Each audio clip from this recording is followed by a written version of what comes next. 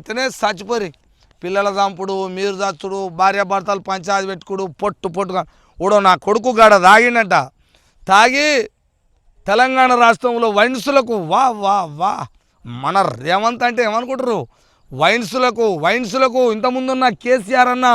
KCR sir పునాదేసిపోయాడు వైన్సులకు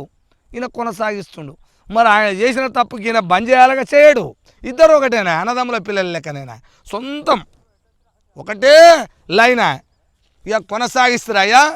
ఇద్దరు కొనసాగించి తెలంగాణలో మందు ఎక్కువ విచ్చలవిడిగా అయ్యి తాగి ఒక్క కొడుకు ఇంటికి వచ్చి భార్య పిల్లలను ఏడజుడు ఇదే కదా రంగారెడ్డి జిల్లా ఆమన్గల్ దగ్గర తండాది ఆ తండల వాడు భార్యని పిల్లల్ని ఇద్దరు దాపి ఇంకా నడుపు బుజ్జి హాస్టల్లో ఉందట ఓ కొడుకుని